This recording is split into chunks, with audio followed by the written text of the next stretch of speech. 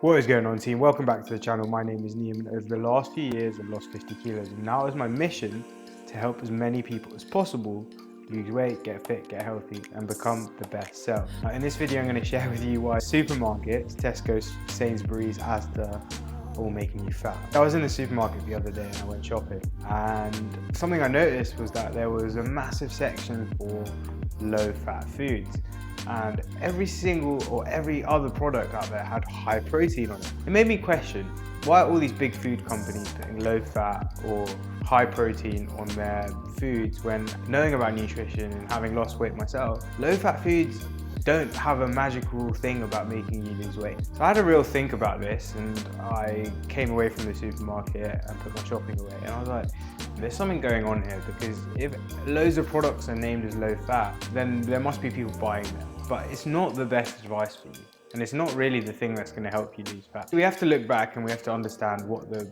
incentives of big food companies are. Ultimately, they want to make more money and they want to sell to more customers. These big food companies are owned by shareholders, and what the shareholders want is to get a return on their investment. And so when the shareholders are directing the people that are leading the companies, they are thinking about the money that's going to go into their pocket at the end of the day. That means the leaders of the company ultimately have to make foods that people are going to buy. Now, one way to increase your revenue and increase the amount of money that you make as a company is to increase the number of customers that you have. One way that you can increase the number of customers that you have is to attract a market that you didn't attract before. Now, as the world is moving to becoming more health conscious and valuing their health more, then labeling foods as low fat or high protein or low calorie is going to be beneficial, because it means that the products are going to attract this group of customers that are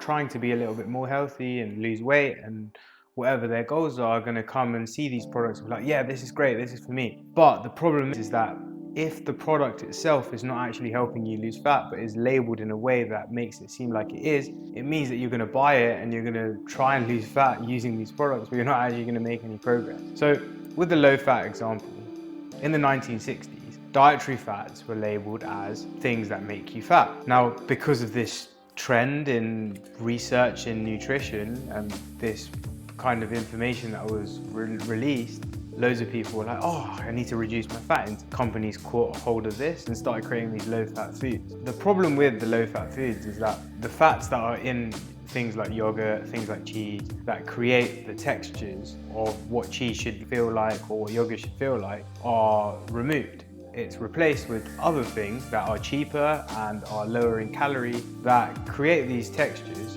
but are actually probably not as good for you either. When you consume fats, good dietary fats, it actually satiates you quite a lot because it sits in your stomach and it's slower to digest. So if you were to then replace these ingredients with cheaper ones that are lower in calorie, yes, it might save you some calories in the short run, but you're probably going to get hungrier later. And the research shows that even if you consume lower fat foods, it doesn't contribute to your success in weight loss. Probably because of this reason. You'd eat the low fat foods, but then you eat more food afterwards, which undoes the sacrifice in calories that you make by opting for the low fat option. What I'm trying to say is that big food companies are out there to make more money, and they'll do anything they can from a marketing standpoint to attract more customers to their product.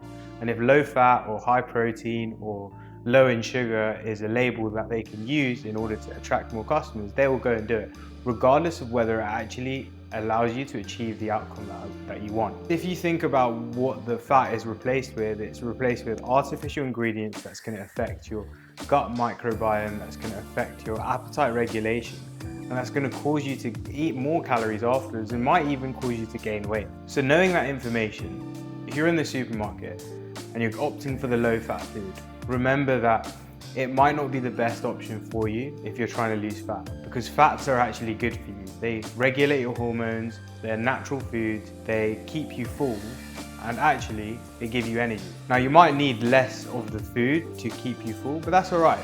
Just eat a little bit less, and the calories might be a little bit denser, but it doesn't mean that you're not going to get full from it. So just because something is labeled as low fat, just because something is labeled as high protein, don't try and associate these words with, yes, it's going to make me lose weight. Fundamentally, fat loss comes from being in a calorie deficit, and that will happen whether you eat high protein foods or high fat foods or low fat foods or vegan foods or paleo diet. The fundamental principle that needs to be satisfied is being in a calorie deficit. And so you can do that eating whatever you want. That's it from me today. I hope that helps you change your mindset around these foods that are labeled as low fat or high protein that are trying to suck you in to buy them. If you enjoyed this video, then check out the other videos in this series because I'm solving 100 fat loss problems in 100 days. Until tomorrow, peace and go get it.